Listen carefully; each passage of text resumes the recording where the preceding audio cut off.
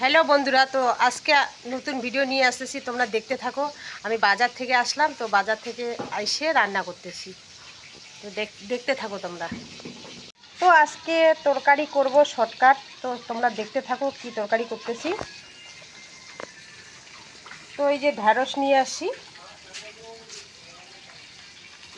তো ঢ্যাঁড়সের ভাজি করব।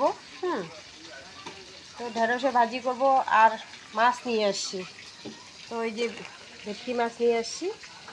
তো মাছ ভাজা হয়ে গেছে, তো মাছ ভাজা হয়ে গেছে। আবার দেখো, আবার এখানে ভাজতেছি। তো অন্ধকারে দেখা যাচ্ছে না, তাই না? তো এত দূর লাইটটা আসতেছে না। তো আমার ভাতও হয়ে গেছে, ভাত নামাই দিছি। তো মাছের সাথে কি কি দিব, এই যে মাছের সাথে সজি কচু দিয়ে রান্না করব। তো সজি কচু দিব মাছের সাথে। তো তারপরে মাছের সাথে কি দিব দেখো তোমরা। মাছের মশলা হয়ে গেছে, মাছের মশলা করে নিলাম।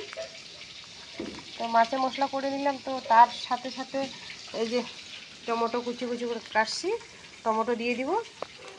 তারপর ধনিয়া পাতা, তো টেস্টটা ভালোই লাগবে।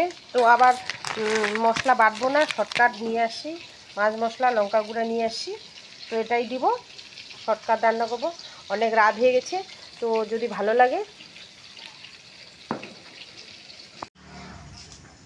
তো ফাইনালি আমার মাছের ঝোল হয়ে গেছে।